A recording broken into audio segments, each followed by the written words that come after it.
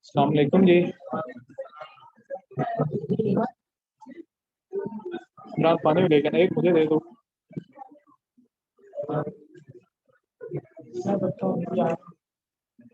दे दो यार। हैंड सबको मिल गए। सबने ही पॉलिटिकल साइंस रखनी है। कितने लोग हैं जो 50-50 हैं अभी? कितने लोग हैं जो 50-50 हैं कि पॉलिटिकल साइंस रखनी है? एक, हाँ शक में, हाँ 30-70, 30% जो कहते हैं कि नहीं रखनी, 70% वो कहते हैं रखनी है।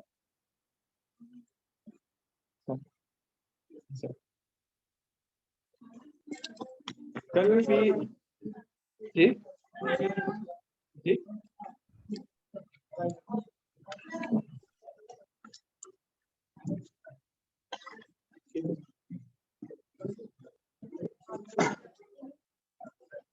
ऑनलाइन बच्चों को आवाज सही आ रही है सबको? Yes sir. ये चैट बॉक्स में काइंडली लिख के बता दें अगर किसी को वॉइस का इशू तो नहीं आ रहा।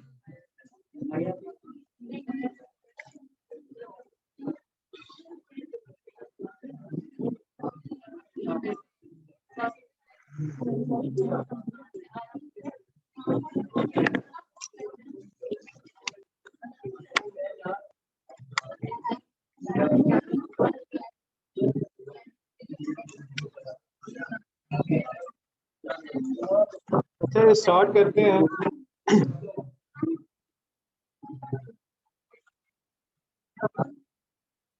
नाम ये बार बार डिस्कनेक्ट हो जाता है। ఇది బాగానే పోతుంది మసాలా కూడా నవ్వుతుంది అది మా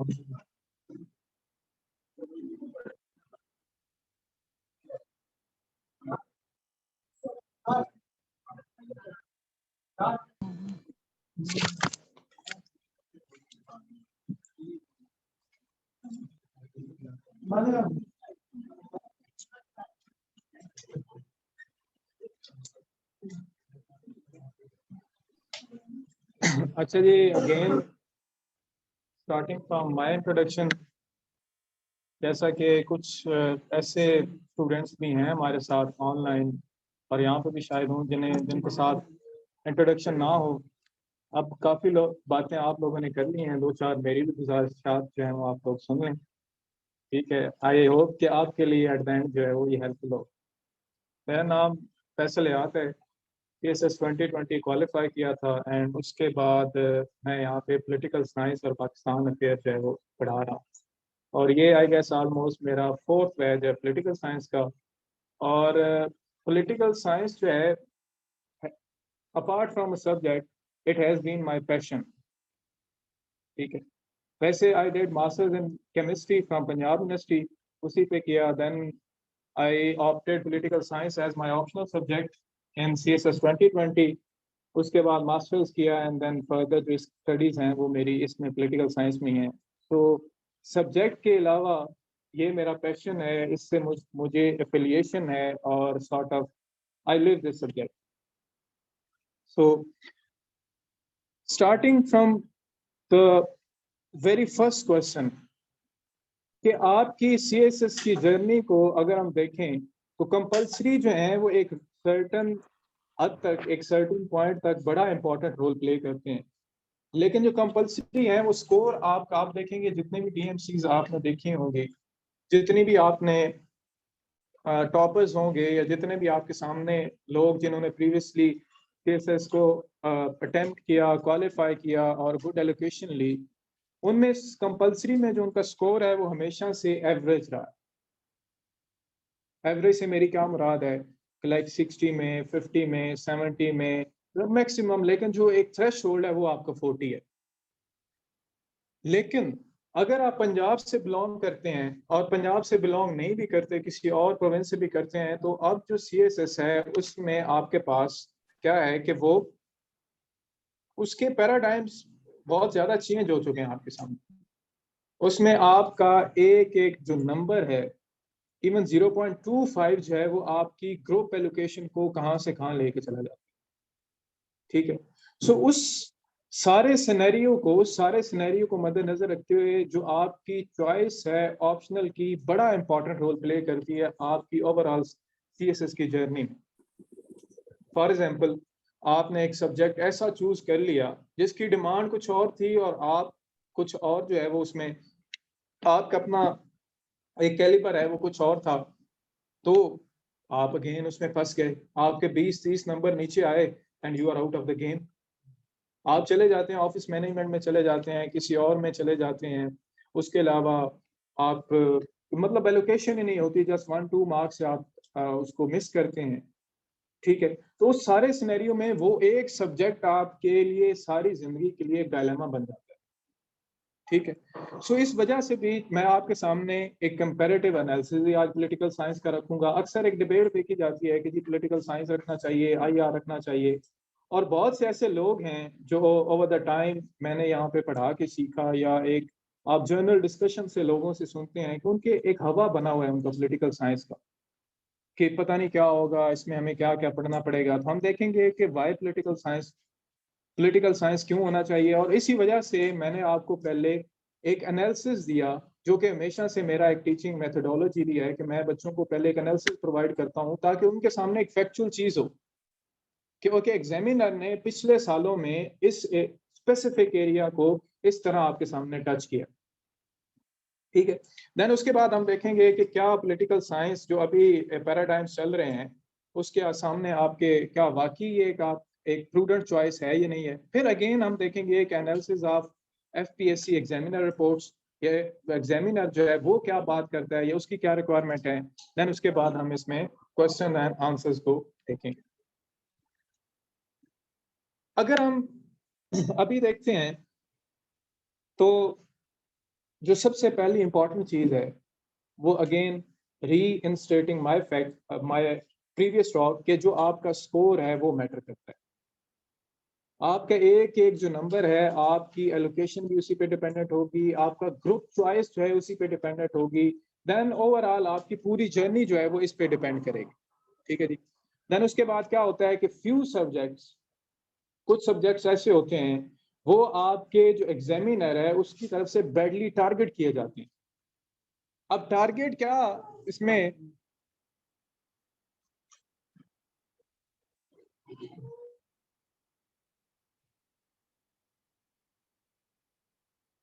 अब टारगेट से मेरी क्या मुराद है यहाँ पे, क्या एग्जामिनर जो है वो कॉन्शियसली एक पर्टिकुलर सब्जेक्ट कहता है कि मैंने इसमें नंबर कम देने, या फिर उसको FPSC की तरफ से डायरेक्शंस होती हैं कि जी आपने इस सब्जेक्ट में इतना स्कोर देना है। नहीं, ऐसा बिल्कुल नहीं होता। क्या होता है कि एक पर्टिकुलर ईयर में आपके पास एक जो स्पेसिफिक सब्जेक्ट होता है, लाइक पॉलिटिकल साइंस है, IR है, वट एवर इट इज, उसमें क्या होता है कि नंबर ऑफ कैंडिडेट्स जो है वो इंक्रीज होना स्टार्ट हो जाते हैं। जब नंबर ऑफ कैंडिडेट्स इंक्रीज होते हैं तो अगेन, जो कि मैं आपको पहले भी बताता हूँ कि कैंडिडेट्स रिलाय करते हैं ऑलरेडी जो आपके पास गिवन मटेरियल होता है। जब उस गिवन मटेरियल पे रिलाय करते हैं तो उसमें क्या होता है कि आप जो कंटेंट रिप्रोड्यूस करते हैं ऑन योर पेपर, उसमें मोनोटनी होती है, एक जैसा होता है, सब लोग वही पॉइंट लिख रहे होते हैं। सो एज अ रिजल्ट जब आपका पेपर एग्जामिनर के सामने आता है, एग्जामिनर उसको देखता है तो उसको फील होता है कि ये वही guide books and all the stuff इसमें क्रिएट किया गया है। एज अ रिजल्ट आपके मार्क्स जो है वो कम होते हैं। पहला फैक्टर ये होता है। दूसरा फैक्टर इसमें क्या होता है कि दो अप्रोचेस होती हैं जो आपके लिए बड़ी क्रिटिकल होती हैं। आपकी ऑप्शनल की चॉइस में भी अक्सर लोग पूछते हैं आके कि ऑप्शनल रखने चाहिए या नहीं रखने चाहिए। 3 क्राइटेरियाज हैं उसके। पहले आप देखें कि उसका जो पास पेपर है उसकी विड्थ कितनी है और उसकी जो कितना फैला हुआ है आपके सामने एक सब्जेक्ट। देन उसके बाद देखें कि जो एग्जामिनर ने पास पेपर में उसकी जो डोमेन्स हैं उसमें किस किस एरिया को स्पेसिफिकली टारगेट किया है।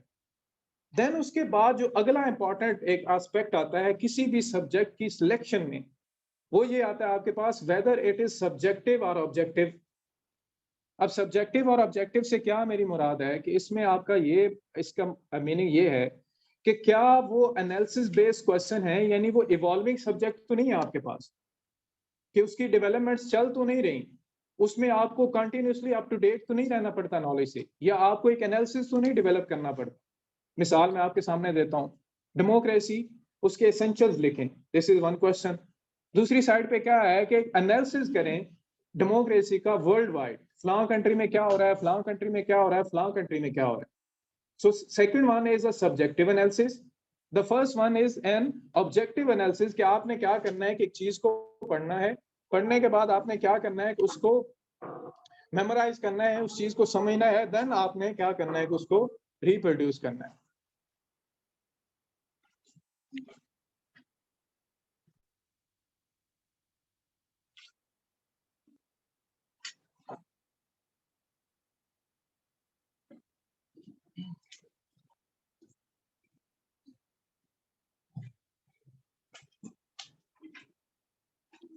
ठीक है जी। सो इस सिनेरियो में आपने अक्सर सुना होगा कि case in point US history जो है वो बैडली अफेक्टेड हुआ है, उसमें आपके सामने अक्सर लोग हर साल फेल भी होते हैं, एग्जामिनर वर्स्ट केस सिनेरियो में आपको फेल भी कर देता है। ठीक है, तो इसी तरह सब्जेक्ट का भी एक डिफरेंस चलता है, उसको हम अभी जाके आगे जो latter part of our orientation है उसमें हम उसका एनालिसिस भी करेंगे कि क्या क्या चीज़ें पॉलिटिकल साइंस को हम क्यों एज अ सेफ चॉइस है, क्यों एक प्रूडेंट चॉइस है और क्यों ये रखना चाहिए। उसके अलावा पंजाब में एलोकेशन का डायलेमा है, जो पंजाब में I myself I am a victim of this allocation dilemma. ठीक है, मेरा मेरिट भी अच्छा था लेकिन स्टिल जो नीचे वाले प्रोविंसेस हैं ऑफ कोर्स उनका कोटा होता है, वो उन्होंने एलोकेशन ली। मेरा ये था कि मैं शायद कुछ सब्जेक्ट में मेरे ऑप्शनल में इतना अच्छा स्कोर नहीं आया, दैट इज वाई मैं ऊपर नहीं आया और मेरी एलोकेशन नहीं है। ठीक है, उसके बाद क्या होता है कि आपका इंटरव्यू अनप्रडिक्टेबल है। अब सारे आप लोग यहाँ पे मोस्टली हैं वो पब्लिक यूनिवर्सिटी से आए होंगे, उनकी इतनी अच्छी कम्युनिकेशन स्किल्स नहीं होंगी, उसके अलावा इतना अच्छा वो कम्युनिकेट नहीं कर पाते होंगे, इतनी अच्छी नॉलेज बेस नहीं होगी। सो एज अ रिजल्ट जो आप जब आप इंटरव्यू में जाते हैं तो आपका एक एवरेज स्कोर आता है और इसी वजह से अनप्रडिक्टेबल भी होता है, आपको नीचे भी लेके जा सकता है। ठीक है, तो इस वजह से आपके लिए ये है कि स्कोर जो है वो मैटर करता है और स्कोर आता है अच्छा ऑप्शनल रखने से। अगली बात आती है जी कि पॉलिटिकल साइंस क्यों जरूरी है। ठीक है, पॉलिटिकल साइंस उतनी ही जरूरी है जितना आपके लिए सीएसएस जरूरी है। Not from a CSS aspirant. आपको देखें, आजकल आपकी पॉलिटिक्स की डिबेट चल रही है कि जी फलां ने फलां को निकाल दिया, फलां ने कॉन्स्टिट्यूशन को एब्रोगेट कर दिया, फलां ने ये कर दिया। सो ये सारा सिनेरियो पॉलिटिकल साइंस में आता है। आपकी डोमेस्टिक पॉलिटिक्स, आपका कॉन्स्टिट्यूशन, आपकी ईच एंड एवरीथिंग जो इस टाइम पे पॉलिटिकल हैपनिंग हो रही है, कि जैसे वो कहते हैं कि personal is political and political is personal. अक्सर जेंडर स्टडीज में ये बात की जाती है कि हर चीज आपका पर्सनल मैटर क्या है वो आपका पॉलिटिकल मैटर है, और आपका जो पॉलिटिकल मैटर है वो क्या है, आपका पर्सनल मैटर है। तो एज अ रिजल्ट आपकी जो पॉलिटिकल साइंस है ये आपके लिए क्रूशल है, आपकी सोसाइटी को समझने के लिए, आपकी स्टेट को समझने के लिए। और इसमें मैं आपको एक और बात बताऊं, वो ये है कि जो आईआर है वो ऑफ शूट है पॉलिटिकल साइंस का, यानी IR is one of the branch of political science. Political science तब से है जब ग्रीक सिटी स्टेट बनी, जब कम्युनिटी स्टेटलेस थी, कि जहां पे पैट्रियार्कल और मैट्रियार्कल सोसाइटी थी, लोग आपस में रह रहे थे, उन्होंने रिलेशंस आपस में डेवलप करना स्टार्ट किए। इंटरनेशनल रिलेशन जो है वो तो आते ही आपका नेशन स्टेट बनने के बाद है। सो एज अ रिजल्ट हमें अपनी हिस्ट्री को, पॉलिटिकल हिस्ट्री को, डोमेस्टिक अफेयर्स को, स्टेट अफेयर्स को, इंटरनेशनल अफेयर्स को, इन सब चीजों को समझने के लिए पॉलिटिकल साइंस जरूरी है। It entails understanding political ideas, कि आपके पॉलिटिकल आइडियाज जो इस टाइम पे चल रहे हैं कम्युनिज्म क्या है, कैपिटलिज्म क्या है, फैशिज्म क्या है, उसके अलावा और भी जितनी, लिबरलिज्म क्या है, सेकुलरिज्म क्या है, देन उसके बाद नेशनलिज्म क्या है, ग्लोबलाइजेशन क्या है, इंटरनेशनलिज्म क्या है, उस मतलब ईच एंड एवरीथिंग हम पॉलिटिकल साइंस में पढ़ते हैं। ठीक है जी। उसके बाद आइडियोलॉजीज, इंस्टीट्यूशंस को पढ़ते हैं, जैसे हमने आईएमएफ की बात करनी हो, यूएन की बात करनी हो, सार की बात करनी हो, जुडिशरी की बात करनी हो, लेजिस्लेचर की बात करनी हो, और हम इनके पीछे वो कोर आइडियाज को देखते हैं कि ये इंस्टीट्यूशन डेवलप क्यों हुए। लेजिस्लेचर है, पार्लियामेंट का नाम आपने सुना, हमें पता तो है वो लेजिस्लेट करना है वहां पे, लेकिन उसके पीछे फिलॉसफी क्या है कि किस फिलॉसफी पे वो आया, जुडिशरी किस फिलॉसफी पे काम करना चाहिए, उसके अलावा जो जियोग्राफी है वो कितना इंपॉर्टेंट रोल प्ले करती है। तो ये सब चीजें, लोगों के behaviour, groups, classes, government, diplomacy, diplomacy the art of conducting foreign policy, कि लोग, हम आज न्यूट्रल हमें क्यों होना चाहिए, हमारी फॉरेन पॉलिसी किन लाइंस पे एसोसिएट होनी चाहिए, या कौन से एसेंशियल्स हैं जो एक फॉरेन पॉलिसी को एक मुल्क के लिए उसके बेस्ट इंटरेस्ट में उसको सर्व करते हैं। तो ऐसा ये सारी चीजें, गवर्नमेंट क्या है, लॉ क्या है, स्ट्रेटजी क्या है, वॉर क्या है, ये सारी चीजें हमें पॉलिटिकल साइंस से मिलती हैं। उसके बाद again a background in political science is valuable for citizenship. इस कोर्स के पढ़ने के बाद आपकी जो at least 20 to 30% understanding of Pakistan domestic affair है वो अच्छी हो जाएगी, कि आप उसको एक और पैराडाइम से पढ़ना स्टार्ट कर देंगे। उसके बाद government, laws, media, public service, this is the importance of political science. अब अक्सर एक बात की जाती है कि ये जो सब्जेक्ट है, इस सब्जेक्ट की दूसरे सब्जेक्ट के साथ ओवरलैपिंग कितनी है। सबसे पहले आपके पास जो है वो माइटी ऐसे आता है। अभी मैं आपको अगली प्रीसीडिंग स्लाइड्स में, अक्सर लोग कहते हैं कि आईआर से आपके सामने एक ऐसे आता है, लेकिन अगली स्लाइड्स में हम 2016 से ऑनवर्ड, जब से सिलेबस चेंज हुआ है, मैं आपको दिखाऊंगा कौन कौन से टॉपिक्स हमारी पॉलिटिकल साइंस ने कवर किया उसको। ठीक है, आपके ऐसे को ये कंप्लीमेंट करता है। देन आपका करंट अफेयर का जो पेपर है उसमें भी जो 30 to 40% डेवलपमेंट्स हैं, उनके पीछे जो फिलॉसफी होती है पॉलिटिकल साइंस से आती है। कैसे, जैसे अक्सर लोग, अब आप न्यूज़पेपर पढ़ते होंगे तो आप ये पढ़ते होंगे जी कम्युनिज्म आ गया है, कैपिटलिज्म आ गया है।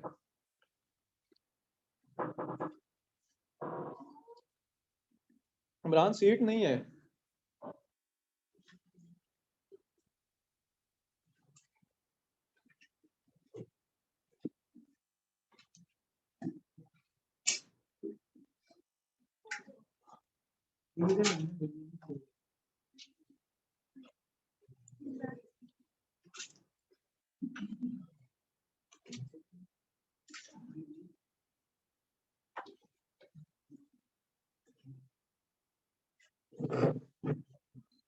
उसके अलावा आपको करंट अफेयर में फॉर एग्जांपल एक डिबेट चल रही है इंटरनेशनली कि कम्युनिज्म और कैपिटलिज्म की आपस में एक लड़ाई है जी।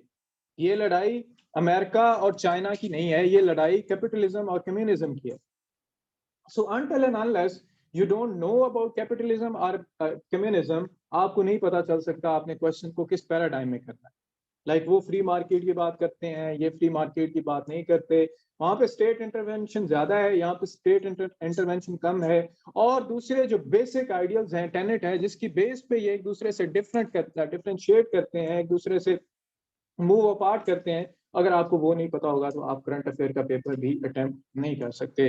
देन पाकिस्तान अफेयर का कल भी हमारी यहाँ पे क्लास हुई थी और उसमें मैंने बकायदा दिखाया था कि जो पाकिस्तान अफेयर का पूरा पेपर है, अगर हम पिछले चलें ये 2022 वाली अटेम्प्ट में तो पूरे क्वेश्चंस आए, लेकिन यहाँ पे जो उससे पहले एक ट्रेंड है, यानी 50 to 60% पेपर बी जो है, स्पेशली जो उसका सेक्शन बी है, वो कंप्लीमेंट कर रहा होता है पाकिस्तान अफेयर्स को।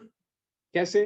Constitutional history of Pakistan, Pakistan constitution, then 18 amendment, foreign policy, कोई डोमेस्टिक आ जाती है, कोई ऑर्गेनाइजेशन आ जाती है, तो यानी वहां पे अगर आप पढ़ रहे हैं तो यहाँ पे भी आपका वही वही आपने उसको रिप्रोड्यूस करना होता है। ठीक है जी। उसके बाद पाकिस्तान एंड इंडिया की अगर कोई हिस्ट्री रखता है उसमें भी ये कंप्लीमेंट करता है, आईआर में भी कंप्लीमेंट करता है। देन फिलोसफी में जो फिलोसफर्स हैं सारे तकरीबन हम यहाँ पे पढ़ते हैं, वो फिलोसफर्स में भी ये कंप्लीमेंट करता है, कॉन्स्टिट्यूशनल लॉ में कंप्लीमेंट करता है। 30% ऑफ जो है वो गवर्नेंस एंड पब्लिक पॉलिसी ये कवर करता है, 30% ऑफ यूएस हिस्ट्री कवर करता है, 25% of public administration and 10% of gender study, यानी इतना ज्यादा 200 मार्क्स में से देखिए अगर 30% हो रहा है तो यानी आपके 2 से 3 क्वेश्चन, ठीक है, उससे ज्यादा ज्यादा भी हो सकता है। उसके बाद 30% अगर आप यूएस हिस्ट्री रख रहे हैं, आपका इंटरेस्ट है उसमें, उसमें पूरा जो यूएस हिस्ट्री का कॉन्स्टिट्यूशन है, पॉलिटिकल सिस्टम है, कैसे वो वर्क करता है, कैसे डेवलपमेंट हुई, वो सारा हम इसमें पढ़ते हैं। देन उसके बाद पब्लिक एडमिनिस्ट्रेशन में 25% जो है उसको करता है। देन जेंडर स्टडीज में आपको ये हेल्प करता है।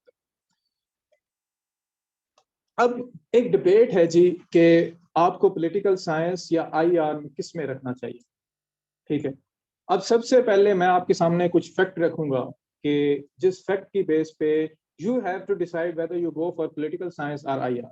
पहली सबसे इंपॉर्टेंट जो बात है वो है ये स्कोरिंग, कि आप में से जितने भी यहाँ पे, अगर हम पास पेपर का इसका ट्रेंड देखते हैं तो पॉलिटिकल साइंस का जो एवरेज स्कोर हमारे पास आता रहा है वो एवरेज स्कोर आपका 120, 130, 110 से लेकर 130 तक आपके सामने आता है। और दूसरी साइड पे आपका जो आईआर है, आईआर में मैक्सिमम स्कोर आता है 135 या 130 स्कोर आता है। लेकिन यहाँ पे अगर आप थोड़ी सी एफर्ट ज्यादा करते हैं, थोड़ी सी पेपर प्रैक्टिस ज्यादा करते हैं, प्रेजेंटेशन अच्छी करते हैं, थोड़ा सा जो मार्केट में कंटेंट आपको अवेलेबल है वो उससे आप कोई सेपरेट कंटेंट ऑनलाइन रिसोर्सेज से, अच्छी बुक से कंसल्ट करते हैं, जो कि हम अपनी जो इस सेशन में मैं आपको बताऊंगा भी और अभी आपको दिखाऊंगा भी कि किस तरह उसको यूज किया जा सकता है, उसको आप करते हैं तो आपका स्कोर 130 आराम से प्लस आ जाता है। लोगों के 154, 160 तक स्कोर भी आया है, क्योंकि इसमें जो एक और इम्पॉर्टेंट एस्पेक्ट है वो है इसके एमसीक्यूज का, कि एमसीक्यूज 40 के 40 आपके ठीक हो सकते हैं अगर आपने 1000 से 1500 एमसीक्यूज जो हैं वो तैयार किए हों, और आपको एक मैं फाइल भी दूंगा जिसमें ऑलमोस्ट वो सारे एमसीक्यूज हैं। उसके बाद स्टेगनेट है, यानी जितने भी फिलोसफर्स हैं, पहली तो ये बात है कि फिलोसफर को 30 हमने नहीं करने। आपके सामने पेपर एनालिसिस है, उसमें 5, 6 और 7 या 8 मैक्सिमम 10 फिलोसफर बनते हैं, और 10 भी हम जो है उसको इस तरह करेंगे कि आपको वो फिंगर टिप्स पे होंगे कि 10 फिलोसफर हैं वो आपने करने हैं, और आपके सामने पेपर्स का एनालिसिस पड़ा है, उसमें से ही हर साल वो पूछ रहा है, क्योंकि दूसरे फिलोसफर की फिलोसफी नहीं है। जैसे प्लेटो है, अरिस्टोटल है, उसके बाद मैकियावेली है, उसके बाद 3 और फिलोसफर हैं, हॉब्स, लॉक, रूसो है, मार्क्स, हेगल है, देन हमने एक और फिलोसफर करना है, दिस इज ऑल। आप कोई भी पेपर जाके खोल लें, पास पेपर खोल लें, अभी आपके सामने एग्जामिनर ने जो क्वेश्चंस पूछे उनमें से पूछ लें, इन्हीं में से आ रहा होगा। देन उसके बाद मुस्लिम फिलोसफर्स हैं आपके पास, मुस्लिम फिलोसफर में भी 3 से 4 फिलोसफर हैं जिन पे एग्जामिनर या जिनकी फिलोसफी ज्यादा इंपॉर्टेंट है as compared to the others, उनमें से वो पूछ रहे हैं। सो यहाँ से क्या होता है कि 40 मार्क्स का पेपर यहीं से इन 7 से 8 फिलोसफर में आपका कवर हो जाता है। देन पेपर बी पे चले जाएं, उसमें बेसिक्स हैं कि जैसे स्टेट क्या होती है, सॉवरेनिटी क्या होती है, लिबर्टी क्या होती है, लॉ क्या होता है, कम्युनिज्म क्या है, फैशिज्म क्या है, उसकी एप्लीकेशन वो पूछ लेता है। सो यहाँ पे देखें कि आप एट फर्स्ट हैंड अपना पेपर प्रेडिक्ट कर रहे होते हैं कि ये चीज एग्जामिनर ने पीछे पूछ चुका है और इसमें से ये चीज आपके सामने आएगी। और देन ये है कि आपको उसकी अपडेट होने की भी जरूरत नहीं है, कि आपको ये नहीं है कि फॉरेन पॉलिसी को भी पढ़ें, फॉरेन अफेयर्स को भी पढ़ें, क्योंकि international relation IR, that is कि आप आईआर को, इंटरनेशनल रिलेशन को हर टाइम उससे अपडेट कर रहे हैं खुद को, कि वो एक कंटिन्यूसली इवॉल्विंग फिनोमेना है आपके सामने। अगर आप उससे अपडेट नहीं होते, आपको नहीं पता कि उन्होंने कोई ट्रीटी आपस में की है जिसका इफेक्ट है, या आपको नहीं पता कि अब कंपटीशन किधर है, किस चीज पे हो रहा है दुनिया में कंपटीशन, तो आप किस तरह उसका एनालिसिस कर सकते हैं। लेकिन दूसरी साइड पे यहाँ क्या स्टेट के जो इंग्रेडिएंट्स हैं वो चेंज हो जाएंगे? नेवर। क्या प्लेटो की फिलॉसफी आके कुछ चेंज कर देगा? ये हो सकता है कि उस पर वो क्रिटिसाइज करे कि ये उसका क्रिटिसिज्म है प्लेटो की फिलॉसफी का, लेकिन उसकी बेसिक्स क्या है वो सेम रहेंगी हमेशा। देन उसके बाद क्या है कि हाई स्कोरिंग है, ठीक है जी। उसके बाद जो आई आ रहा है आपके सामने, ये क्या करता है कि इट डिमांड्स एक्सटेंसिव स्टडी, आपको अपडेटेड नॉलेज चाहिए होता है। Then it demands a very deep and profound analytical skills, कि आपने उस नॉलेज को अप्लाई करना है। आपके पास थीरीज हैं, रियलिज्म है, आइडियलिज्म है, कंस्ट्रक्टिविज्म है, और भी जितनी थीरीज हैं उनको क्या करना है, आपने रियल टाइम सिनेरियोज में अप्लाई करना है। आप जाके देखिएगा आईआर का पेपर, कि आईआर के पेपर को भी आपने देखना है आज जाके, और जब ये मैं एनालिसिस आपको दूंगा तो आपने अपना पेपर पॉलिटिकल साइंस का भी देखना है। उसमें क्या है कि आपने उसको उस पर अप्लाई करना है, उसका एनालिसिस करना है कि okay this is the thing, ऐसे ये चीजें हो रही हैं, इसको हमने इस तरह अटेम्प्ट करना है। देन उसका फ्लक्चुएटिंग स्कोरिंग ट्रेंड है। और यहाँ पे क्या होता है कि जब सब्जेक्टिव एनालिसिस होता है तो जो बाहर के पढ़े होते हैं, जो बाहर से पढ़ के आते हैं, उनका एक्सप्रेशन भी अच्छा होता है, उनकी वोकैब भी अच्छी होती है, उनका एक जो नॉलेज आपके सामने बेस होती है वो स्ट्रांग होती है। तो जब आप उनके साथ कंपटीशन में जाते हैं तो आप काफी ज्यादा पीछे आ जाते हैं। ठीक है जी। सो ये it was about political and IR. अब जो ओवरलैपिंग फिनोमेना है, पूछ भी रहे थे कुछ स्टूडेंट्स के, सर ये तो किसी में कम्प्लीमेंट ही नहीं करता, या एक अक्सर हमारे यहाँ एक मिसकंसेप्शन पाई जाती है कि जी पॉलिटिकल साइंस तो हेल्प आउट ही नहीं करता दूसरे सब्जेक्ट में। ये देखें जी, आपके सामने 2017 से लेकर 22 तक ये एसए का पेपर है। अभी मैंने ये जो सीधे सीधे पॉलिटिकल साइंस के रिलेटेड आए थे कि ब्रेक्सिट 2017 में देखें आप, Brexit means globalization is the rhetoric of privilege and capitalism will return ferociously as ever. अब दो देखें, इसमें क्या आया है कि सबसे पहले ग्लोबलाइजेशन आया है। ग्लोबलाइजेशन किस में हम पढ़ेंगे? पॉलिटिकल साइंस में पढ़ेंगे। और कैपिटलिज्म किस में हम पढ़ेंगे? डिटेल लेक्चर इसमें पढ़ेंगे, उसके प्रोज एंड कॉन्स पढ़ेंगे। जब इन दोनों का आपको पता होगा तो आपने क्या करना है, सिंपली उसको एसे को 15 to 16 पॉइंट्स में एक्सप्रेस करना है। 2018 में देखें democracy in Pakistan hopes and hurdles, कहां से आपका कवर होगा? पॉलिटिकल साइंस से होगा। उसके बाद 2019 में आप देखें democracy and illiteracy do not move together, कि हम देखेंगे कि डेमोक्रेसी की बेस क्या है, क्यों इलिटरेसी डेमोक्रेसी के लिए जो है वो एक थ्रेट है, क्यों उसको उसके लिए एक पैरल है, क्यों उसको वो इस तरह जो है वो आपके सामने आगे मूव नहीं करने देती। Then pros and cons of globalization, कि ग्लोबलाइजेशन के प्रोज एंड कॉन्स क्या हैं। उसके बाद आप ऊपर देखें 2020 में आया है polarise politics in Pakistan, the issues and challenges of democracy in Pakistan.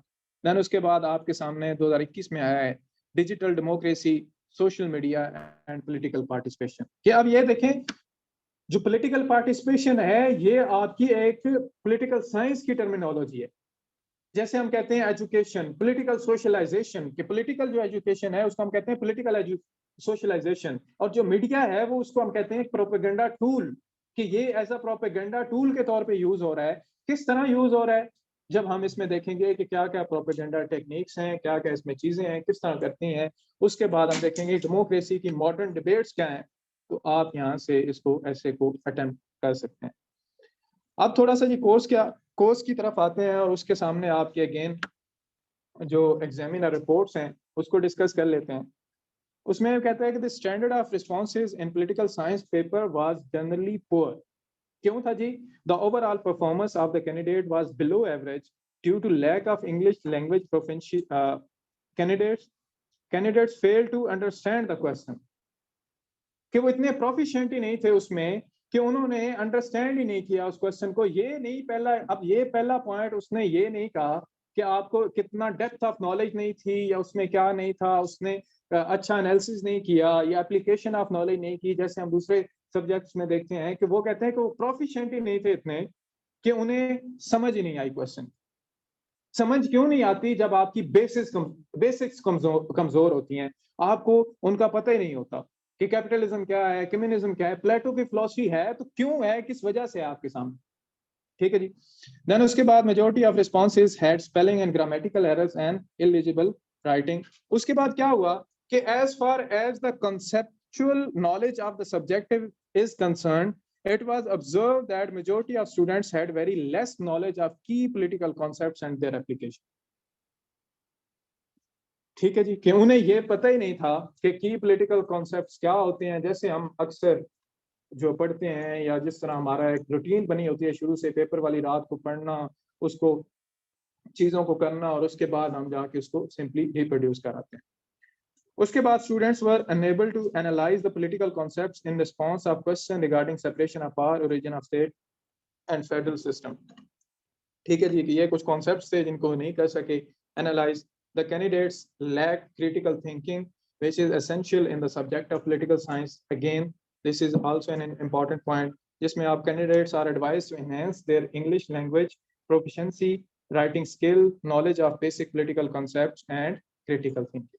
ये डिमांड एग्जामिनर की, इसके अलावा एग्जामिनर की डिमांड कोई नहीं।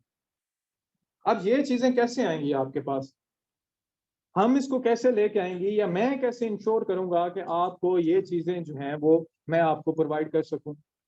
एज यूजुअल, एज जहाँ पे हमारा पहले ये चलता भी आ रहा है, हम इसको पहले आपका लेक्चर होगा और लेक्चर के बाद क्या होगा कि मैं आपको पेज नंबर के साथ उस रेफरेंस बुक्स में से पेजेस भी बताऊंगा, उसके नोट्स भी दूंगा, स्लाइड्स भी दूंगा, उसमें से ये चीजें आपने करनी है। वो चीजें जब आप कर लेंगे तो आपने क्या करना है, उसके अपने नोट्स बनाने हैं। नोट्स मेकिंग के बाद जैसे ही हमारा टाइम आगे गुजरेगा तो हम जो पहले पढ़ चुके होंगे, आफ्टर सर्टेन लेक्चर्स हम उसका मॉक लें। और मॉक भी हम जो एफपीएससी की टाइमिंग है या जो पेपर पैटर्न है उसकी बेस पे लेंगे, तो आहिस्ता आहिस्ता क्या होगा कि हमारा एक तो जो चीजें हैं वो डेवलप हो जाएंगी, हम उसको पहले से ही वो उसको इंस्टॉल कर लेंगे अपने अंदर। इसी तरह हमारा जब पेपर सामने आएगा तो हम उसको एक बेहतर वे में टैकल कर लेंगे। उसमें out of the total 27 candidates,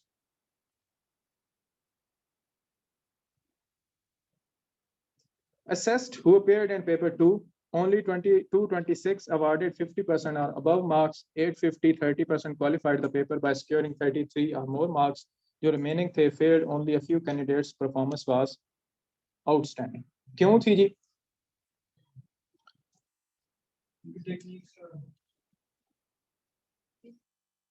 Major challenge for majority of the candidates was to articulate logical and original argument.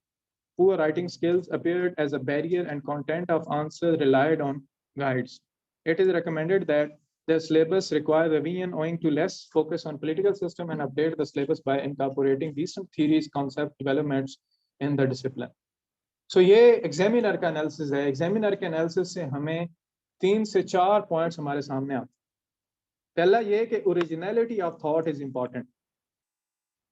Originality and individuality, कि आपके पास जो कंटेंट हो आपके पास अपना हो, किसी और का ना हो। अगर किसी और का आप गाइड बुक से लेके आ रहे हैं या उसको रिप्रोड्यूस कर रहे हैं तो डोंट एक्सपेक्ट कि एग्जामिनर आपको अच्छा स्कोर देगा।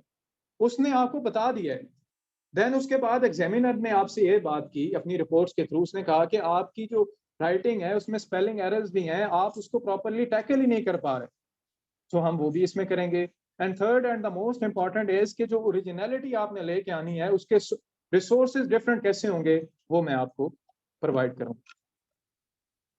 अगर हम इसके एनालिसिस की बात कर लेते हैं, पेपर ए में आपके सामने वेस्टर्न पॉलिटिकल थॉट है, जिसमें आपके सामने प्लेटो है, एरिस्टोटल है, मैकियावेली है, मॉन्टेस्क्यू है, हॉब्स है, लॉक है, रूसो है, कांट है, मिल है, बेंथम है। मतलब ये कुछ आपके सामने फिलोसफर है। नीचे आपके सामने मुस्लिम फिलोसफर्स हैं, जिसमें अल-फराबी है, अल-मावर्दी है, इब्न रुश्द है, इमाम गजाली है, इब्न तमिया है। मतलब इस तरह इसके कुछ फिलोसफर्स हैं। ये पेपर ए में है, इसमें से आपके पास 2 क्वेश्चन आते हैं। ठीक है जी, आपने 40 मार्क्स का पेपर उसमें से अटेम्प्ट करना होता है। ठीक है जी। देन उसके बाद पेपर बी में उसने 2 पार्ट्स बनाने होते हैं। एक सेक्शन ए होता है और उसके बाद एक सेक्शन बी होता है। इसमें नीचे आपके पास जो क्वेश्चंस हैं, इसमें से 50 मार्क्स का पेपर आता है, जो कि अभी हम पेपर में देखते भी हैं। उसमें जो चीजें हैं वो सबसे पहले आपके पास स्टेट सिस्टम है कि स्टेट कैसे डेवलप हुई, मॉडर्न नेशन स्टेट सिस्टम कैसे वजूद में आया, इस्लामिक कॉन्सेप्ट ऑफ स्टेट क्या है एंड उम्मा क्या है आपके साथ। ठीक है जी। उसके बाद पॉलिटिकल कॉन्सेप्ट, सॉवरेनिटी क्या होती है, जस्टिस क्या होती है, लॉ क्या है, लिबर्टी क्या है, फ्रीडम क्या है, राइट्स एंड ड्यूटीज क्या है, ह्यूमन राइट्स क्या है, पॉलिटिकल अथॉरिटी एंड पावर क्या है। इसमें से अगर हम बात करते हैं तो ज्यादातर जो आपका एग्जामिनर है वो बात कर रहा है सॉवरेनिटी कि सॉवरेनिटी पे 2 कॉन्सेप्ट्स हैं। ज्यादातर जो एग्जामिनर है उसमें से क्वेश्चन पूछता है कि जी सॉवरेनिटी पे क्या डिबेट्स हो रही हैं, कैसे आपके सामने चल रहा है। फिर उसके बाद कंपैरेटिव पॉलिटिक्स है, जिसमें political socialization, political culture, political development, political recruitment, social change, civil society, violence and terrorism in politics, gender and politics, women empowerment. ये कुछ बातें हैं इसमें। फिर उसके सामने आपके सामने पॉलिटिकल पार्टिसिपेशन है, जिसमें पॉलिटिकल चेंज है, रेवोल्यूशन है, इलेक्शन कैसे होते हैं, इलेक्टोरल सिस्टम क्या है, पब्लिक ओपिनियन क्या है, प्रोपेगेंडा क्या है, पॉलिटिकल पार्टीज। अब ये अगेन आपका इंपॉर्टेंट पार्ट है इसमें कि यहाँ पे अक्सर आपका एग्जामिनर जो है वो पब्लिक ओपिनियन पे बात कर लेता है, प्रोपेगेंडा पे बात कर लेता है, पॉलिटिकल पार्टीज की बात कर लेता है, प्रेशर ग्रुप्स की बात कर लेता है, लॉबीज की बात कर लेता है कि ये किस तरह आपको अफेक्ट कर रहे होते हैं। आप देखें पॉलिटिकल पार्टीज की नो हाउ आपको पहले से है कि पाकिस्तान में पॉलिटिकल पार्टीज के मसाइल क्या है। अभी मैं आपको खड़ा करूंगा, आप 8 से 9 बता लेंगे, ठीक है। उसके बाद आपसे मैं अगर पूछता हूँ पब्लिक ओपिनियन को कौन सी चीजें शेप कर रही हैं, कैसे उसको मेजर किया जाता है, आपको आइडिया होगा कि क्या क्या चीजें किस तरह किया जा सकता है। देन हम उसके बाद अगर हम प्रेशर ग्रुप्स कौन से हैं जो अभी हुकूमत को प्रेशराइज कर रहे हैं to follow a certain dictum, आपको आइडिया। लेकिन हमने उसको क्या करना है कि हमने उसको पॉलिटिकल साइंस की कोई अच्छी डेफिनेशंस के साथ, किसी राइटर ने जो बात की उस पे जो साइंटिफिक टूल्स उन्होंने बताया कि हम प्रोपेगेंडा को ऐसे मेजर कर सकते हैं, हमने उसको लेके आना है, साथ में अपना एनालिसिस लेके आना है और हमारा क्वेश्चन क्या है। सो इतनी आसान आपके सामने ये पॉलिटिकल साइंस है। देन हमने देखना है लेजिस्लेचर क्या होता है, एग्जेक्टिव क्या होता है, जुडिशरी क्या होता है, पॉलिटिकल एलिट्स क्या होते हैं, सिविल मिलिट्री एंड ब्यूरोक्रेसी आपके सामने क्या होती है। फिर आपके सामने मोनार्की है, डेमोक्रेटिक, डिक्टेटरशिप है, टोटलिटेरियन अथॉरिटेरियन है, यूनिटरी फेडरल कॉन्फेडरेशन है, प्रेसिडेंशियल एंड पार्लियामेंट्री। यानी आपके सामने अगर क्वेश्चन आता है कि discuss which system is better for Pakistan, कि मैंने एक बात लिखी थी कि जो पॉलिटिकल साइंस का पेपर है एट फर्स्ट हैंड उसको आप प्रेडिक्ट कर सकते हैं। अब देखें कोर्स में जब आप सामने देख रहे हैं, अभी ये आपके सामने फॉर्म्स ऑफ गवर्नमेंट हैं, तो उनमें देखिए पाकिस्तान के रेलेवेंट कौन सी दो चीजें आपने डिबेट्स में सुनते हैं या अभी सुन रहे हैं। Presidential and parliament. अब देखें अक्सर लोगों ने कह दिया कि जी प्रेसिडेंशियल एंड पार्लियामेंट्री है और अभी इस साल आया वो भी था ये। अब अगर आपके इर्द गिर्द फैशिज्म हो रही है तो कौन सा क्वेश्चन आएगा कि मोस्ट प्रोबेबली चांसेस ज्यादा होते हैं कि एग्जामिनर का जो टिल्ट होगा, क्योंकि एग्जामिनर भी इसी सोसाइटी में रह रहा है। सो आपको पता चल गया कि इस जो यहाँ पे है, अब डिक्टेटरशिप पुरानी बात हो गई, वो इतनी ज्यादा इंपॉर्टेंट नहीं रही। उसके बाद आपकी जो मोनार्की है वो भी खत्म होगी, यानी उसका उसका भी इतना इंपॉर्टेंट आपके पास रोल नहीं है। देन उसके बाद टोटलिटेरियन या अथॉरिटेरियन रजीम जो हैं वो भी खत्म हो गए। तो रहस्य है कि आपके पास क्या बचता है कि 2 से 3 कॉन्सेप्ट्स बचते होते हैं जिनको आपने अच्छी तरह करना है। ये नहीं कि दूसरे छोड़ने हैं, करने सारे हैं, लेकिन इंपॉर्टेंट इसमें क्या है, इसमें कोई ऐसी चीज जो आपने पहली दफा सुनी है। सारी हम जो जिनका थोड़ा बहुत नो हुआ है या जिन्होंने बेसिस क्लासेस ली हैं हमारे पास, फाउंडेशन क्लासेस ली हैं, सबने कुछ ना कुछ तो इसके रिलेटेड पढ़े ही होगा, ठीक है जी। उसके बाद पॉलिटिकल आइडियोलॉजीज हैं, आपको पढ़ाया भी गया होगा यहाँ पे, capitalism, Marxism, communism, socialism, totalitarianism and fascism, nationalism, Islamic political ideology, ठीक है। तो ये भी हम पढ़ चुके हैं। अब इसमें कोई नई चीज जो आपके सामने हो या किस तरह आपको लग रहा हो कि ये कोई नई चीज है, बिल्कुल भी नहीं है यहाँ पे। देन उसके बाद आपका आता है जी लोकल सेल्फ गवर्नमेंट, के जो लोकल गवर्नमेंट सिस्टम है उसको किस तरह स्ट्रॉन्ग करना चाहिए, कैसे डेवलप हुआ, क्या क्या इसमें चीजें हैं, ठीक है। तो वो भी हम उसको देखेंगे। अब पेपर 2 में आ जाए जी। पेपर 2 में आपके पास जो पार्ट ए है वो 30 मार्क्स का है, जिसमें आपके पास 4 ये कॉन्स्टिट्यूशन हैं, यानी constitution is equal to political system of a particular country, जिसमें यूएसए है, यूके है, फ्रांस है एंड जर्मनी है। करेंगे हम सारे, लेकिन अगर हम पास पेपर का अगर एनालिसिस आप जब देखेंगे तो उसमें एग्जामिनर की जो टिल्ट है उसमें 2 से 3 इंपॉर्टेंट कॉन्स्टिट्यूशन पे ज्यादा है, जिसमें आपका यूएस है, यूके है, कभी वो फ्रांस के साथ बात कर लेता है, और इसी पे सब इनके जितने जितने क्वेश्चन आ चुके हैं उन सब पे अटेम्प्टेड क्वेश्चन आपके पास वो आपको मिल जाएंगे कि ये इसमें से क्वेश्चन है, ये आपने करने हैं। देन उसके बाद globalization and politics, global society, नीचे आपके पास ऑर्गेनाइजेशंस हैं जिसमें सार्क है, ईसीयू है, इंटरनेशनल फाइनेंशियल रजीम्स हैं जिसमें आईएमएफ है एंड डब्ल्यूटीओ। उसके बाद पॉलिटिकल सिस्टम है जी, पॉलिटिकल सिस्टम ऑफ टर्की। अब टर्की में आपके पास एग्जामिनर पिछले 6 साल से 2 क्वेश्चन ही पूछ रहा है कि टर्की में मिलिट्री का रोल क्या है आपके पास, या कमालिज्म की जो आइडियोलॉजी है वो आपके पास क्या है, ठीक है जी। उसके बाद ईरान, मलेशिया, इंडिया और चाइना, यानी इनके कुछ एक दो क्वेश्चन बनते हैं जिन पे एग्जामिनर पूछ रहा है या वही उनके पॉलिटिकल सिस्टम में है ही वही important.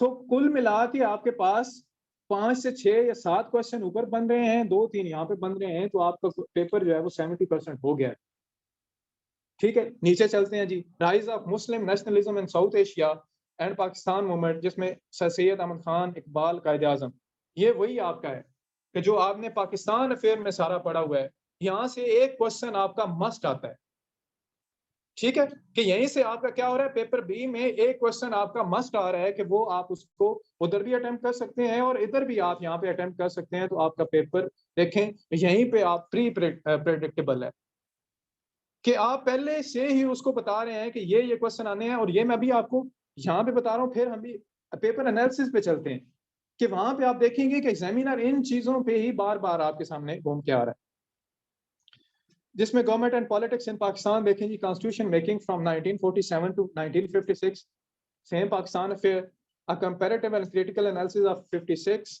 1962, 1973 constitution of Pakistan, constitutional amendments up to date क्या हुई हैं उसमें, then federal structure in Pakistan, centre provincial relations after 18 amendment, political culture of Pakistan, political development, judiciary, feudalism, dynastic politics, political parties, interest groups, election, voting behavior, religion, politics, ethnicity and national integration. So ये सारे वो subject हैं। कोई एक ऐसा topic मुझे इसमें से बता दें जो आपने पहली दफा सुना या जिससे आपका इनकाउंटर ना हो। एथनिसिटी अब आ जाते हैं फॉर एग्जांपल, इसमें थोड़ा सा डिफरेंट है ये। अब एथनिसिटी क्या है कि एथनिसिटी जो आप एक पर्टिकुलर एथनिक बेसिस पे पॉलिटिक्स करते हैं। अब उस पर क्वेश्चन आ जाता है कि हाउ एथनिक पॉलिटिक्स इज। जी जी रखें प्लीज।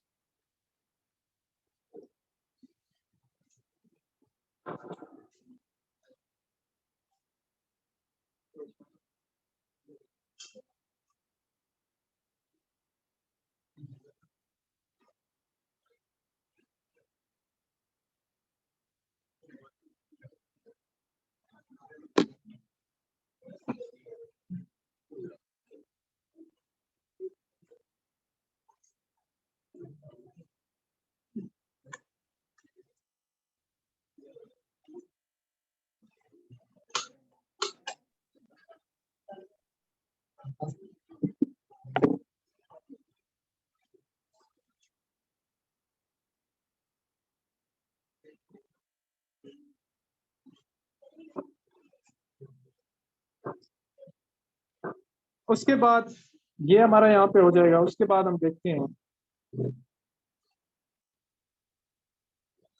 कि हिस्ट्री ऑफ, लास्ट जो पोर्शन है हिस्ट्री ऑफ इंटरनेशनल रिलेशंस है, जिसमें post world war two period है, फॉरेन पॉलिसी ऑफ पाकिस्तान। एक क्वेश्चन इसमें से मस्ट आएगा आपका कि फॉरेन पॉलिसी ऑफ पाकिस्तान के related, determinants of international power structure, international organization, world public opinion and action of other states, foreign policy making process in Pakistan. So देखिए, अब जितना भी, अब ये सारा हमारे पास पॉलिटिकल साइंस का सिलेबस था। इस सारे सिलेबस में सिवाय फिलॉसफी के, जो वेस्टर्न फिलॉसफी है या मुस्लिम फिलॉसफी है, उसके अलावा कोई ऐसी चीज जो आपको नहीं लगी या कोई ऐसी बात हो जो आपने, ठीक है आपने अभी, चाहे आप साइंस के बैकग्राउंड से हैं, चाहे आप दूसरे बैकग्राउंड से हैं, आपको लगा हो कि ये चीज नहीं आई है। सारी वो चीजें हैं जिनका किसी ना किसी पॉइंट पे आपके लाइफ टाइम में आपका वास्ता हुआ है। आप न्यूज़पेपर में सुन रहे हैं, आप अपने इर्द गिर्द देख रहे हैं।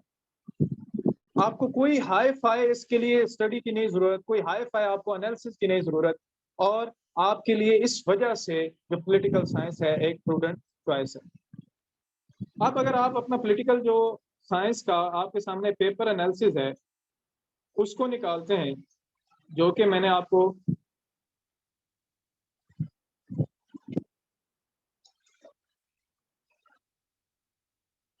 ये ऑनलाइन बच्चों के सामने आ गया होगा। सबसे पहले आप देखें पार्ट 1 वेस्टर्न पॉलिटिकल थॉट, उसके ऊपर आप देखें कि सारे फिलोसफर्स लिखे हुए हैं। सबसे पहले देखें कि जितने आप क्वेश्चंस आए हैं ना 2000, जी नहीं, इससे नीचे देखें आप एनालिसिस बुकलेट, जो पास पेपर के क्वेश्चन है जिस। अब देखें वही सारा मैंने ऊपर क्या लिखा है कि जो प्लेटो, अरिस्टोटल, मैकियावेली सारे लिख दिए। नीचे देखें ए पे क्या है, प्लेटो है आपका, बी पे क्या है, अरिस्टोटल है, सी पे क्या है, मैकियावेली है, डी पे क्या है, मॉन्टेस्क्यू है, ई पे हॉब्स है, लॉक है, जीन जैकस रोसो है, हेगल है, मार्क्स है, और उसके बाद बस। अब ये जो जो लोग कहते हैं 30 फिलोसफर्स करने पड़ते हैं, अब ये मैं नहीं कह रहा, ये जो आपके सामने 2010 से ऑनवर्ड जितने क्वेश्चन आए हैं, जब आए हैं, जैसे आए हैं, एग्जामिनर ने जिस वे में पूछे हैं वो आपके सामने है। इसमें टोटल फिलोसफर देख लें कितने बनते हैं, और उसके बाद अगर आप देखते हैं तो सबसे ज्यादा 3 फिलोसफर पे एम्फेसिस है उसका, Thomas Hobbes, John Locke, Rousseau और प्लेटो और एरिस्टोटल। यानी वो क्या कर रहा है कि हर साल उसको रोटेट करके लेके आ रहा है। जैसे 21 में अगर प्लेटो आ रहा है तो उससे पहले आपका अरिस्टोटल आ जाएगा या हॉब्स आ जाएगा, और बाज़ औक़ात क्या होता है कि वो 2 फिलोसफर भी इन्हीं में से दे देता है। जैसे इस दफा आपका प्लेटो भी आया था और मार्क्स भी आया था, आपका कॉन्ट्रेक्चुअलिस्ट फिलोसफर जो है वो भी आ गए थे। देन उसके बाद आप नीचे देखें जो मुस्लिम फिलोसफर्स हैं, मुस्लिम फिलोसफर में आपके पास अल-मावर्दी है, अल-गजाली है, इब्न खल्दून है, इल्लामा इकबाल है, और इसमें भी देखिए इब्न खल्दून और इल्लामा इकबाल पे नंबर ऑफ क्वेश्चन जो है वो उतने ज्यादा पूछे हैं। अल-फराबी है एंड देन बस। सो यानी आपके कितने फिलोसफर बनते हैं? वो फिलोसफर बनते हैं 10 ऊपर वाले कर लें, 5 से ये कर लें, इसमें से आपका 60 मार्क्स का पेपर आना है। प्रेडिक्टेबल है या नहीं? और फिर ये है कि उसने हर साल, आप देखें प्लेटो की बात कर लेते हैं।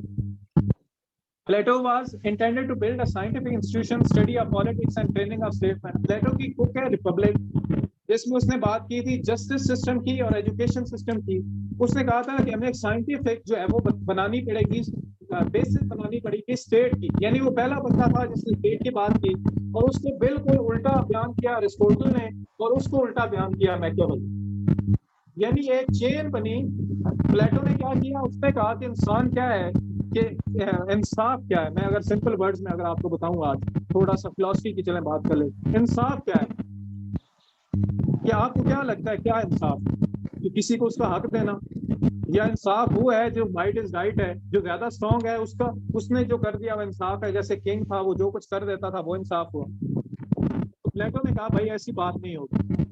सबसे पहले आप क्या करो, इंसान को देखो, इंसान में क्या क्या चीजें डोमिनेट हैं। वो कहते हैं इंसान में 3 चीजें डोमिनेट होती हैं।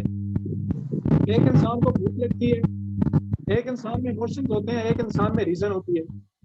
सो इन 3 बेसिस पे आप क्या करो, 3 क्लासेस बना लो सोसाइटी में, और उन 3 क्लासेस में क्या करो कि एक ऐसा एजुकेशन सिस्टम लेके आओ जो हर क्लास में उसको डिवाइड करे आपके पास, कि ये क्लास है जिसमें आपके पास भूख ज्यादा है उसको आर्टिसन क्लास बना दो, सबसे लोअर क्लास बना दो।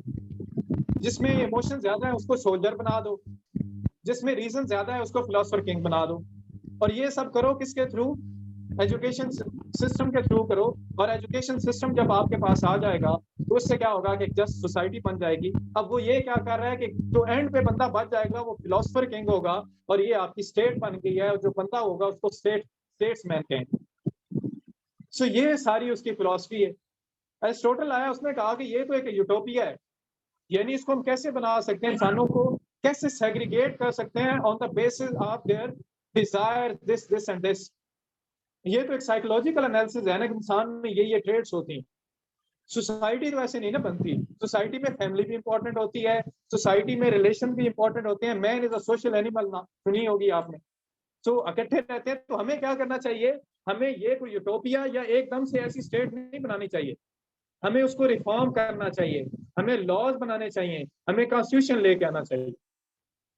अब ये उन दोनों की फिलोसफी है, और इसी में देखें आप क्या टफ था कि दोनों ने कुछ चंद एक पॉइंट्स पे बात की।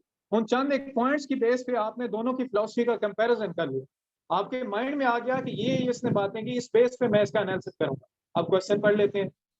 अब देखिए वो कहता है critically examine the concept of Plato's concept of justice. हमें पता है कि जस्टिस उसने क्या कहा कि डिजायर्स को सेपरेट करना है, लेकिन क्या ये प्रैक्टिकली एक पॉसिबल आइडिया है? क्या कभी आपने हिस्टोरिकली ऐसा देखा कि कभी ऐसा हुआ हो? ठीक है, या कभी आपने देखा कि किसी ने इसको अप्लाई किया? और ये क्वेश्चन कब आया था? 2014 में आया था। अगर आप 2022 का पेपर देखेंगे तो सेम यही क्वेश्चन रिपीट हुआ है। ठीक, हाँ, यही क्वेश्चन आपके सामने रिपीट हुआ है। ठीक है, उसके बाद आप देखें, critically analyse the salient feature of Plato's Republic, do you think that some of its features are valid even today?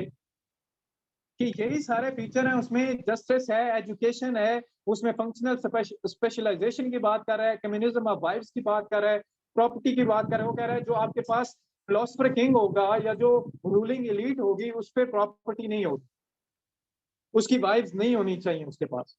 उस ये जस्टिस सिस्टम होगा, ये एजुकेशन होगा। आपने क्या करना है, सारा उसमें क्या बयान कर देना है कि ये प्लेटो का सिस्टम है, जस्टिस सिस्टम है, एजुकेशन सिस्टम है, ये इस तरह इसको वो करता है। फिर उस पर आपने जो एरिस्टोटल की फिलॉसफी है,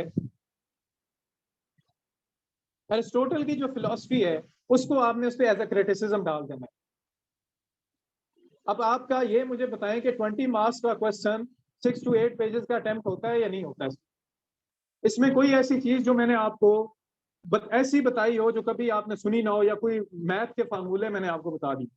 क्योंकि अक्सर फिलॉसफी को ये समझा जाता है कि ये कोई ऐसी चीज है जो समझ में नहीं आती। अगर इसको समझा जाए तो सबसे आसान तरीन चीज है, और अगर आपने एक दफा इसको समझ लिया, कर लिया, तो फिर आपको कभी भूलेगी भी नहीं। आपको अपने नोट्स बनाने की भी जरूरत नहीं है, क्योंकि आपने उसको समझ लिया, माइंड में यहाँ पे बैठ किया। कोई नई फिलॉसफी तो आनी नहीं है ना, या तो प्लेटो ने अब उसकी कोई और उसमें चीज ऐड कर दो, कर सकते हो, नहीं कर सकते। उस पर अब इस पे क्या कर सकते हो, सिर्फ और सिर्फ क्रिटिसिज्म ही कर सकते हो। या उसमें जो अच्छी चीजें आज कहोगे जी, आज के दौर में जो हम क्लास में देखेंगे भी कि उसमें बेसिक फिलोसफी क्या है, उस पर कैसे किन किन फिलोसफर ने आके क्रिटिसिज्म किया, उसकी मॉडर्न रेलेवेंस क्या है, उसने क्या पॉजिटिव और नेगेटिव कंट्रीब्यूशन थी उसकी। जब ये सारी चीजें आप कर लेंगे तो पीछे क्या रह जाता है आपका? ठीक है, नीचे चलें जी। अब वो कहते हैं Aristotle was great but not grateful students of Plato. अब सारा उसने उल्टा उस पर बात की। उसने कहा यूटोपिया होना चाहिए, इसने कहा नहीं होना चाहिए। इसने कहा कि कम्युनिज्म ऑफ वाइब्स, मतलब वाइब्स नहीं होनी चाहिए, स्टेट कंट्रोल जो है बर्थ होनी चाहिए, सारे बच्चे जो है एक ऐसा इंस्टीट्यूशन बनाना चाहिए जहां पे बच्चे स्टेट कंट्रोल हो, फैमिली होनी नहीं चाहिए, इसने कहा फैमिली होनी चाहिए। तो ये उसका स्टूडेंट था एरिस्टोटल, उसकी एकेडमी में पढ़ा, 20 साल तक पढ़ा, लेकिन इसने फिलोसफी उसके बिल्कुल अपोजिट दी। तो इस वजह से he was great but ungrateful people of his master. ठीक है, उसके बाद उसने क्लासिफिकेशन ऑफ गवर्नमेंट्स की बात की, देन उसके बाद क्लासिफिकेशन ऑफ स्टेट की बात की। यानी आप देखें यहाँ से 20 मार्क्स का क्वेश्चन आता है, इसमें क्या नई चीज है, क्या ऐसी टफ चीज है जो आपको लगी हो या बताई हो, और इट इज इतनी ज्यादा आसान है जितना मैंने आपको बताया। ठीक है, नीचे चलते हैं। मैकियावेली, मैकियावेली की पावर पॉलिटिक्स है, देन मॉन्टेस्क्यू की सेपरेशन ऑफ पावर है, देन उसके बाद इसकी 2-3 सीरीज हैं, यानी कि लेजिस्लेचर, एग्जीक्यूटिव और जुडिशरी को सेपरेट कर दो, अपनी अपनी डोमेन्स में रहनी चाहिए। जो लिबर्टी की, आज आप पॉलिटिकल लिबर्टी की बात करते हैं कि लॉज ने जो आपको एक फ्रीडम दी है, उसे हम कहते हैं पॉलिटिकल लिबर्टी। और वो इसका आइडिया किसने दिया था? यानी जो जो आपके आज कॉन्सेप्ट डेवलप हुए हुए हैं ना, स्टेट के डेवलप हुए हैं, लॉज के डेवलप हुए हैं, लिबर्टी के, फ्रीडम के डेवलप हुए हैं, किसी ना किसी फिलोसफर ने दिए। तो जब हम उसको पढ़ेंगे तो उसको हम पढ़ के उसकी बेसिक्स लेके हम उसको उस पर अप्लाई भी करेंगे। अब ये देखें, इसमें आपके टोटल 7 क्वेश्चन आए हैं नीचे थॉमस हॉब्स में से। पहले क्या है कि Hobbes and Locke's perspective on state of nature.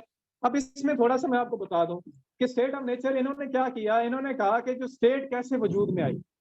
ये कहते हैं कि इमेजिन करो कि कोई ऐसा टाइम था कि जहां पे सारे लोग विदाउट स्टेट रह रहे थे। अब इसमें कुछ ने, हॉब्स ने कहा कि वहां पे स्टेट ऑफ वॉर थी, लोग सारे आपस में लड़ रहे थे। उस लड़ाई को खत्म करने के लिए उन्होंने एक एब्सोल्यूट सॉवरन बनाया, या गवर्नमेंट बनाई, या स्टेट बनाई, ताकि पीस आए, ऑर्डर आए, लॉज बने।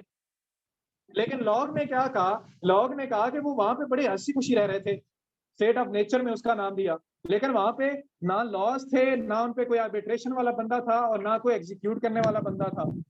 लोगों के अपने राइट्स थे वहां पे, ये हॉब्स ने कहा कि वहां पे राइट्स थे ही नहीं। तो इस वजह से उन्होंने स्टेट बनाई, इस वजह से स्टेट के जो फंक्शन है वो करते हैं। अब ये रूसो तक तीनों ने यही बात की है कि स्टेट ऑफ नेचर, कि वहां पे लोग कैसे रह रहे थे, यानी मैं यहाँ से laws, constitution, each and everything निकाल लेता हूँ, फिर इंसान कैसे बिहेव करता है।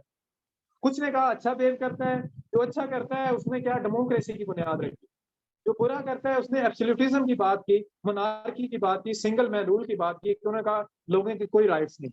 अब देखें, discuss Locke and Hobbes perspective on state of nature. उसका सिंपली हमने क्या करना है, स्टेट ऑफ नेचर का पर्सपेक्टिव डिस्कस करना है। इन तीनों की थ्योरी को हम सोशल कॉन्ट्रैक्ट थ्योरी कहते हैं। ये सोशल कॉन्ट्रैक्ट बनाया ना इंडिविजुअल ने स्टेट के साथ, उसके बाद स्टेट जो वजूद में आई। सो इस तरह आपके पास पूरा जो है ये शॉर्ट हो रहा है आप लोगों को। उसके बाद discuss Locke Hobbes perspective on state of nature, यानी ये सारा स्टेट ऑफ नेचर के रिलेटेड है। देन मार्क्स और हेगल की फिलॉसफी है जिसमें मटेरियलिज्म की है, मार्क्सिज्म है, कम्युनिज्म है, वो भी हम इसको देखेंगे। अब नीचे आ जाएं जी आप, इब्ने खल्दून की फिलॉसफी। यानी इसी तरह बात करने का मकसद ये है कि जो आपके पास फिलोसफर हैं उनकी चंद एक पॉइंट्स हैं जिनकी फिलॉसफी की, जिसकी बेस पे वो फिलॉसफी उन्होंने की है, या जिस बेस पे उन्होंने एक अपनी कॉन्सेप्चुलाइजेशन दी है, उसको हमने समझना है, नोट्स बनाने हैं, क्वेश्चन अटेम्प्ट करना है, दैट्स ऑल। हमने अपना जो पेपर आने वाला है उसको पहले से ही तैयार करें, समझे? ऐसे आपको तैयारी करवानी है कि जो आपका पेपर आ रहा है 2023 में, उसकी हम पहले से तैयारी कर रहे हैं। ठीक है, अब देखिए, अब जिसने 2022 वाला पेपर ऊपर चले पहले कि 2022 वाला निकाल देते हैं, चले 4 नंबर क्वेश्चन। अब हमने क्या तैयार करना था? हमने तैयार करना था scientific analysis concept of justice salient feature of Plato's Republic, जिसने 2022 में दिया है, उसका तो क्वेश्चन पहले से तैयार है या नहीं?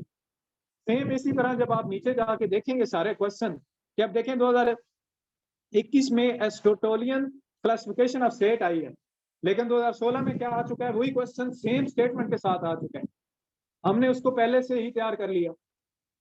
So this is the positive side of political science, कि ये आपकी पॉजिटिव साइड है। अब नीचे आ जाते हैं जी, स्टेट सिस्टम क्या है, इस्लामिक कॉन्सेप्ट ऑफ स्टेट क्या है जी, origin of state and theory of force, nature of state क्या है, देन उसके बाद लिबर्टी क्या है, लॉज क्या है, मतलब इस तरह की यही आपके सामने ये पूरा एनालिसिस इस तरह है। शॉर्ट क्वेश्चन क्या है, प्रेसिडेंशियल क्या है, पार्लियामेंट क्या है, यानी जो आपके पास करंट डिबेट चल रही होती हैं कहीं ना कहीं उसके रिलेटेड जो एग्जामिनर है आपका क्वेश्चन पूछ रहा होता है। पेपर बी पे आ जाए जी। अब देखें, ये आसान होती है इस पर।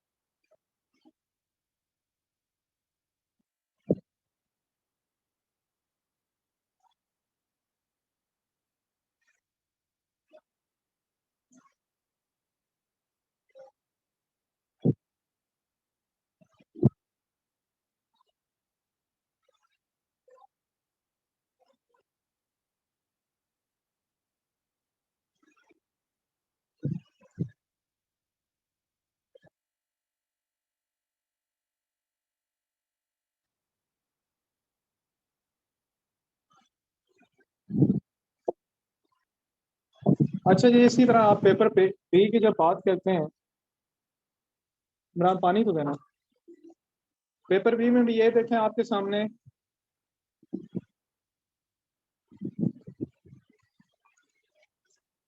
ये सारे क्वेश्चन हैं कि कोई 10 से क्वेश्चन हैं जो पहले से जैसे जैसे आपके सामने आ चुके हैं वही हम डिस्कस करेंगे और आपके सामने ये एनालिसिस पहले से मौजूद है। फिर यूके है, फ्रांस है, देन उसके बाद आपके सामने जर्मनी है। जर्मनी से देखें एक दफ़ा भी क्वेश्चन नहीं आया। उसके बाद रशिया से एक आधी दफ़ा आया, लेकिन अब ये करंट जो सिलेबस है इसमें वो नहीं पूछ रहा। Then global and regional integration है। Globalization restricts the autonomy of state, generates domestic social benefits and inequalities. Discuss the way in which globalization could promote regionalization as an adaptation. Critically evaluate the role of post-World War II international IMF and international financial regimes, global economic institution, European Union, South Asian Association for Regional Cooperation. अब देखें ये European union 2016 में आया और same वही question आपका आपके 2022 में भी रिपीट होकर आ गया। IMF आप देखें ऊपर आपका 2020 में आया है, उसके बाद फिर वही सेम आपका रिपीट होकर 2022 में आ चुका है।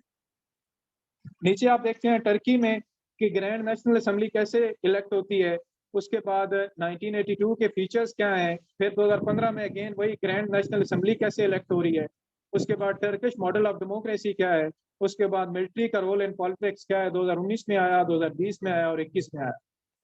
यानी टोटल अगर हम बात करते हैं तो इसमें भी आपके सामने सब मिला के मैक्सिमम 25 से 30 क्वेश्चन बनते हैं पॉलिटिकल साइंस के, जो कि हमने प्रिपेयर करना 35 से मैक्सिमम अगर हम करते हैं तो उसको हम 35 तक ले जा सकते हैं।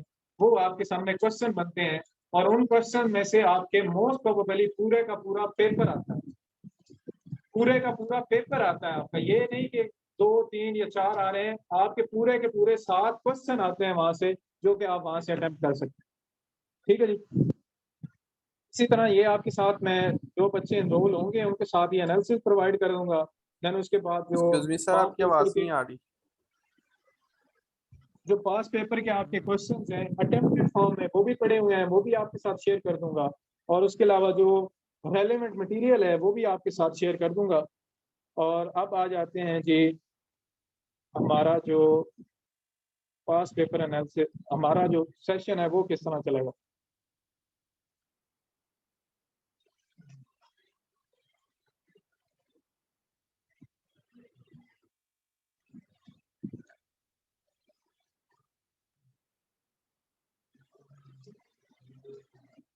ये जी हमारे लेक्चर की स्कीम होगी, जिसमें सबसे पहले हम देखेंगे कि जी पॉलिटिकल साइंस का इंट्रोडक्शन क्या है, discussion on pass paper, scoring friends and other general queries जो कि आज हमारा हो चुका है। देन उसके बाद हम origin of modern nation state देखेंगे सेकंड अपने में, challenges to nation state system, Islamic concept of state, जिसमें इसके साथ साथ एक असाइनमेंट्स का भी पैटर्न है जो मेरे पास पड़ा हुआ है। जैसे जैसे हम आगे चलेंगे तो वो भी मैं साथ आपके शेयर करता रहूँगा, जिन जिन टॉपिक्स पे आपने बनानी है उसके रिलेटेड मटेरियल जो है वो आपके साथ मैं गूगल ड्राइव शेयर करूंगा, जिसपे ऑलरेडी पूरे जो बेसिक कॉन्सेप्ट्स हैं अपार्ट फ्रॉम फिलोसफी वो सारे नोट्स वहाँ पे अपलोडेड हैं, प्लस आपका जो रेलेवेंट बुक्स हैं वो भी अपलोडेड हैं, क्योंकि वो सारी आपने नहीं पढ़नी होती। उन बुक्स में से भी स्पेसिफिकली सर्टेन चैप्टर्स पढ़ने हैं। जैसे अब आपके सामने मजरुल हक की बुक है, अब अक्सर लोग उसको सारा पढ़ते हैं बट आपने सारी नहीं पढ़ती। उसमें जो रेलिवेंट है वो आपके पास पेज नंबर 132 से लेकर आई गेस 240 255 तक आपका जो उसमें कंटेंट है वो रेलिवेंट है। ठीक है, उसके अलावा मैं आपको सारे जो है वो इसके नोट्स प्रोवाइड कर दूंगा। लेक्चर 4 है जिसमें हम देखेंगे मोनार्की क्या है, डेमोक्रेटिक डिक्टेटरशिप क्या है, टोटलिटेरियनिज्म क्या है, अथॉरिटेरियनिज्म क्या है, यूनिटरी फॉर्म ऑफ गवर्नमेंट क्या है। लेक्चर 5 ग्रीक सिटी स्टेट्स को हम देखेंगे, देन प्लेटो एंड अरिस्टोटल को पढ़ेंगे। देन उसके बाद मैकियावेली को देखेंगे और मॉडर्न नेशन स्टेट जो आपके सामने डेवलप हुई है इसको देखेंगे। लेक्चर 7 में हम सोशल कॉन्ट्रैक्ट फिलोसफर जो है जिसमें हॉब्स है, इसकी एब्सोल्यूटिज्म पे फिलोसफी है।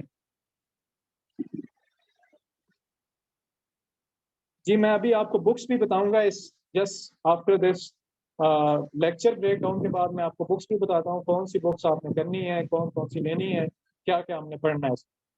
उसके बाद JS रोसो को हम देखेंगे। मतलब ये आपके साथ ये पूरा लेक्चर ब्रेक डाउन भी आपको मिल जाएगा, जिसमें टोटल आपके जो प्रोबेबल लेक्चर हैं वो 25 लेक्चर रखें, जिसमें हम डिटेल में करेंगे और इससे ज़्यादा भी हम जा सकते हैं।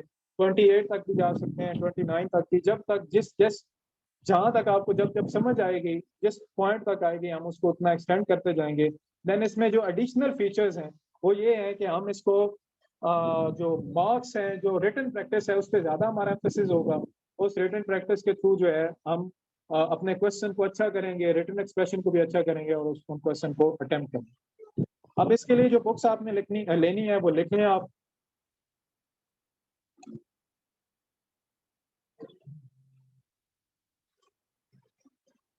एक आपने लेनी है स्टेजेस ऑफ एजेस, ये है वेस्टर्न पॉलिटिकल फिलोसफी के लिए, stages of edges ji.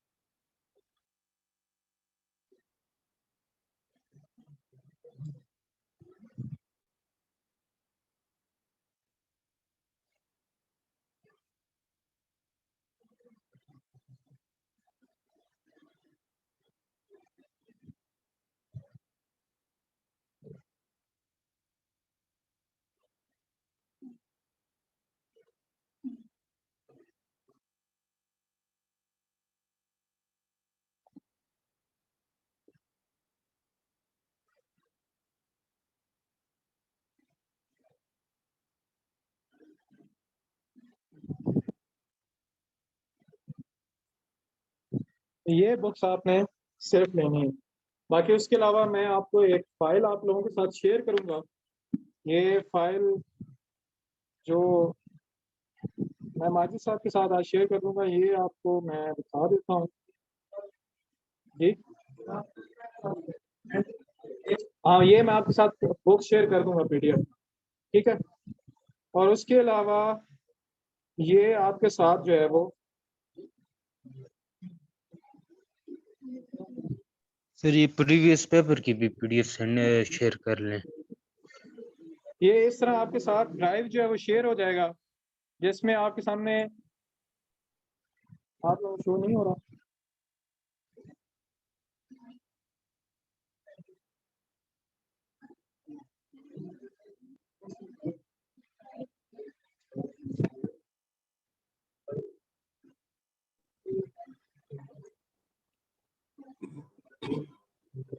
Excuse me sir. जी जी।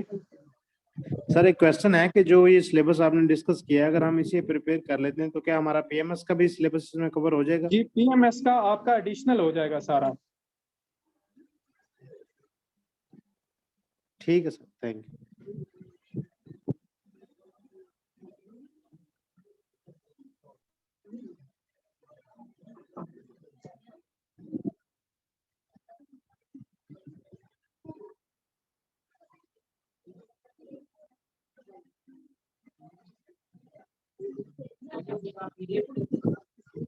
हाँ जी, मैं आप लोगों के साथ शेयर कर दूंगा। वैसे मैं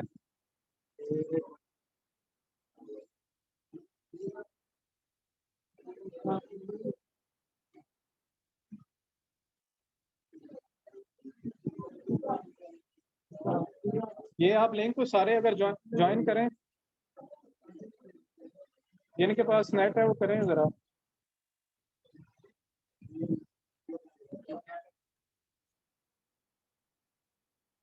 ये आपको वो ये सारे जो हैं वो नोट्स मिल जाएंगे, जिसमें आपके साथ ये सारे जितने भी पॉलिटिकल आइडियोलॉजीज और इस तरह के हैं, ये इसमें इसका आपने प्रिंट निकलवा लेना है। पर पेज आप 2 निकलवा लीजिएगा, तो टोटल 230 पेजेस हैं, जिसमें दोनों आपके पास कॉन्स्टिट्यूशन जो है वो भी, उसका भी पूरा एनालिसिस है, देन उसके बाद बेसिक कॉन्सेप्ट्स का भी है। ठीक है जी। अब आपका कोई क्वेश्चन है तो वो पूछ सकते हैं आप। ठीक यार, मेरे मार्क्स आपने क्या कर फिर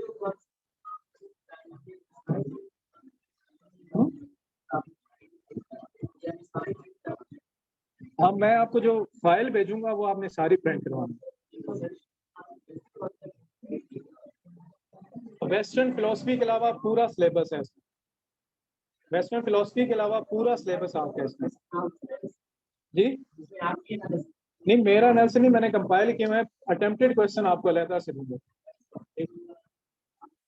आप मार्क्स पूछ रहे हैं, कितने मार्क्स हो तो एक अच्छा टीचर आपको चल जाएगा। अच्छे थे, इतने अच्छे थे कि आपको पॉलिटिकल साइंस पढ़ा रहा हूँ। ठीक है, कोई क्वेश्चन किसी का?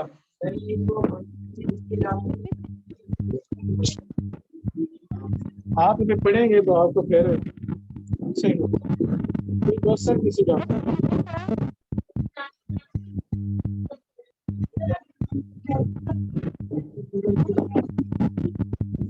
जी आपको जो मैंने फिलोसफर्स का बताया वो समझ आया या नहीं आया? अभी माइंड में है?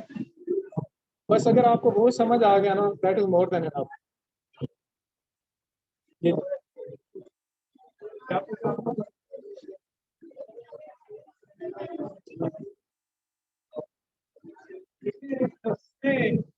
मैं मेरे खुद 200 में से 100 मार्क्स थे केमिस्ट्री में, और पॉलिटिकल साइंस में अराउंड 140 थे।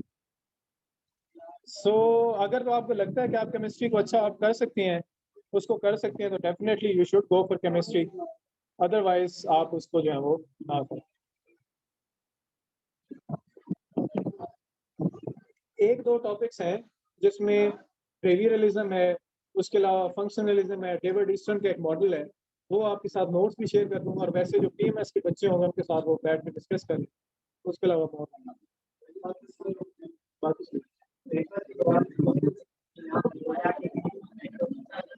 ये स्कोर्स के एंड वाले क्वेश्चन हैं कि पेपर में, अभी तो हमने पढ़े नहीं ना, जब आप पढ़ लेंगे फिर आपका जो है वो नहीं होगा, तो उसके बाद होगा। ठीक, कोई और किसी का क्वेश्चन है? निशान बताओ, कितने लोगों ने पॉलिटिकल साइंस रखनी है? किस किस ने पॉलिटिकल साइंस रखनी है? सारे हाथ खड़ा करो जिसने पॉलिटिकल साइंस।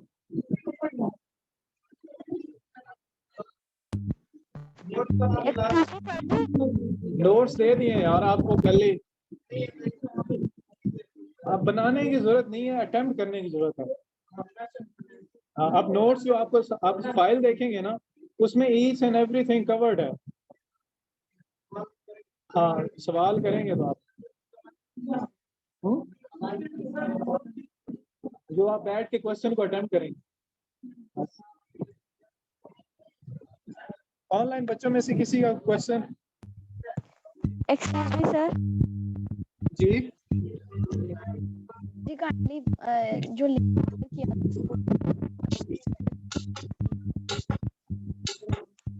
किया जी क्वेश्चन ऑनलाइन बच्चों में।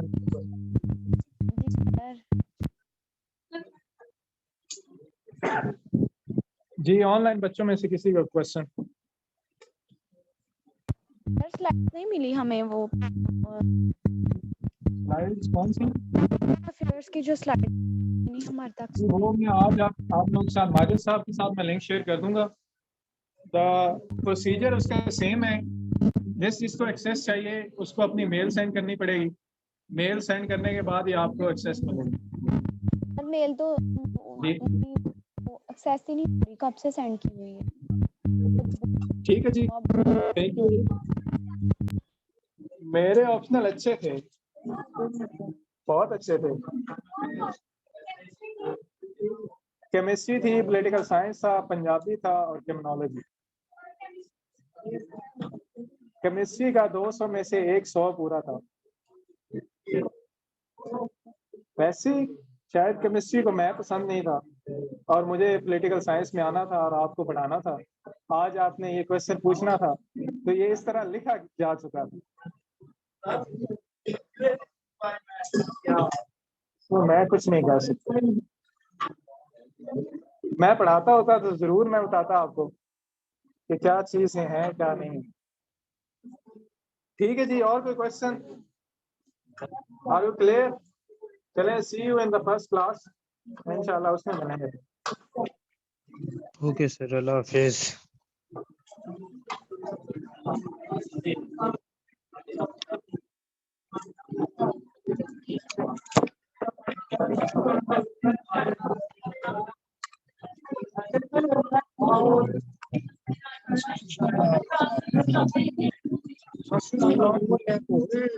पेपर 2 में